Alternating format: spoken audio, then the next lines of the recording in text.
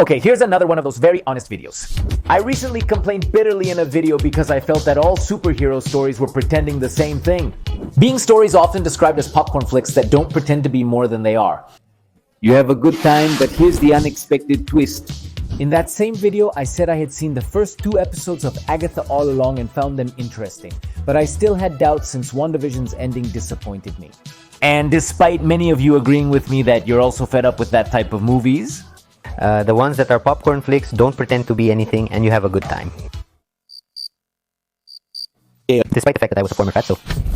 I also received a lot of comments genuinely asking me why I was watching that series if it was surely garbage. And because it doesn't bother me, because I truly understand where the feeling is coming from. We all know that Marvel, particularly in the series, has done several very poor jobs. So I definitely understand that few people had faith in the Agatha series, a character that probably won't have much relevance in the grand scheme of the Marvel Cinematic Universe. I mean, I basically started watching it because this is my job. And we need new closets. However, something very intriguing occurred. As the chapters went by, I became more and more interested in the story, in these characters who I had no idea who they were, the symbolism, and even the music. When I enjoy something, I share it honestly on my other platforms. At first, I received a lot of horrible comments, how much they had paid me, why I was recommending that thing. Then imagine, my dad at that time recommended Agatha, and I think it rained on him. Yes. As weeks passed, I noticed the negative comments decreasing and more people saying positive things about the series.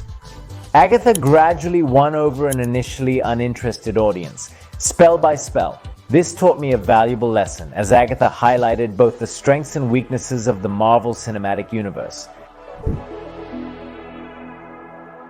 The first thing that caught my attention about this whole Agatha phenomenon is that for weeks many people swore that no one was watching this series. But is this true?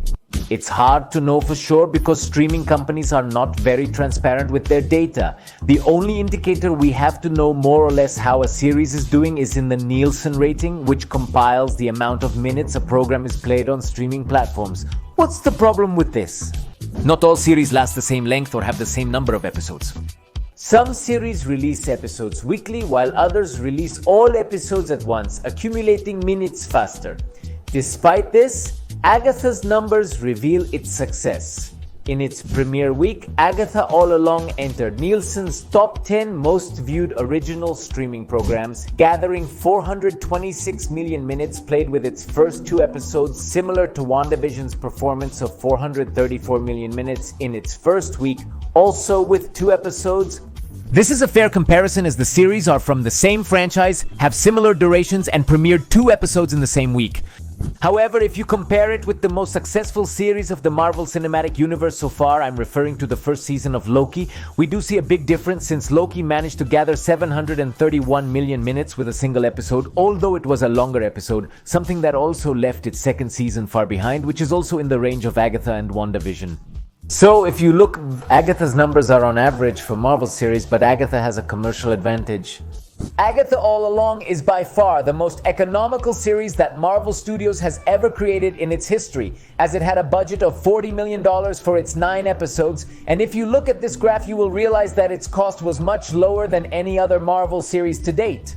It's true that it had the same budget as the Echo series, but this one only had 5 episodes, while Agatha had to use the same budget for 9 chapters. The low budget is evident in various aspects. One scene that made me laugh was when Rio's character cuts the stage backdrop, the exit, instead of using the typical computer-generated imagery portal to transport himself. We also have those horrible effects on the demon from the Ouija episode. And in several parts of the set, they look, let's say, a bit odd. Honestly, they don't look bad enough to cost 6 times less than the other series. Another very interesting point is that this series made us see that we fans can forgive bad computer-generated imagery or some cheaper effects as long as the story is good. My dad knows of effects. He saw the Arrowverse. The truth, yes.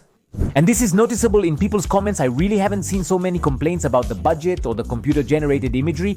But as I said, you forgive it because the series is entertaining and the pure script wraps you up in the narrative. Although the little leaves on the floor look like school grazing leaves, don't they? The shepherdess of the face, right? Less. But well, why does the plot wrap you up?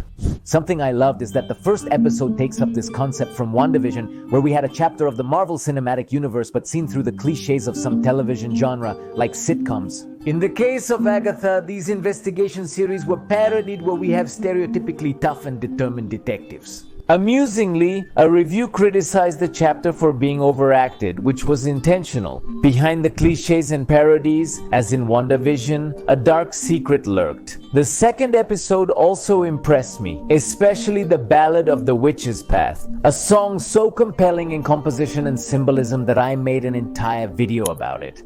These two chapters made me say, okay, maybe there's something interesting here. And the following chapters did not disappoint me. The series focused on storytelling and incorporated elements of pagan rituals, Wicca, and symbolism, giving it a unique touch. From chapter 3 to 6, I said, yes, I'm liking it, this looks different. Yes, it leaves me waiting for the next episode. And then came the beautiful episode 7. Just a heads up, we're posting around 4 original videos weekly on Instagram that aren't shared here. Recently, we discussed The Substance, Wild Robot, and analyzed Agatha's episode 7, along with some incredibly cool infographics. It would help me a lot if you follow me there after finishing the video, because we are really putting a lot of effort into the content to make it new, fresh, and diverse. But well, let's continue with the topic. In episode 7 of Agatha All Along, we see how the character of Lilia Calder experiences time in a completely different way than ours. We perceive time as moving forward, but she seems to perceive all time simultaneously. Something that was extremely traumatic for her, as her mental gaps did not allow her to live in what we call the present, and she tells us that throughout her life she had the feeling of falling towards an imminent end, as if Lilia experienced her own death as a memory she is afraid to live again. This was the chapter where I said, damn, the series is really good, it's super well written. Not only because in this episode we understand that several of the moments that we considered irrelevant in the series were actually well planned, but because the series took a character that nobody knew and that honestly nobody cared about and managed to make it have one of the best moments in the history of the Marvel Cinematic Universe. Seriously, he interrupted me in class just to tell me I had to watch Avatar. And this is what he did. To the big Marvel Cinematic Universe in the first place. The fact of taking characters that almost nobody knows, giving them a good story and making a new audience fall in love with them. Today it's difficult to imagine Iron Man or Captain America as obscure characters. But remember that in the 90s, Marvel tried to sell the film rights of these characters and nobody wanted them because they really weren't well known outside of the comics. However, despite all of this, the series also had many detractors who called it unnecessary. One of the comments I least understand on the internet is when people say that a series or movie is unnecessary. Because dude, they're movies, not simple commodities. I mean, I can't imagine a scenario where the world truly needs a new Marvel movie or any franchise. When something is called unnecessary, it often means there's a lack of interest in the characters. Whether it's due to being supporting characters like Agatha or lesser known ones such as the Eternals. But under that premise that everything I don't care about is unnecessary, don't you think Star Wars would have been considered unnecessary in the 70s or Ghostbusters in the 80s? They are movies and well, necessary they are not. But it's good that they existed as great stories are nice to have. That's what I want to see. Good stories like Agatha's. Like Agatha that make us empathize with new or known characters, it doesn't matter. But I prefer 1,000 times that instead of another movie that supposedly is very necessary because it shows you who Kang is. The villain that supposedly we would see very well in 5 years. And not even that. Having said this, Toy Story 4 was completely unnecessary. There it is valid.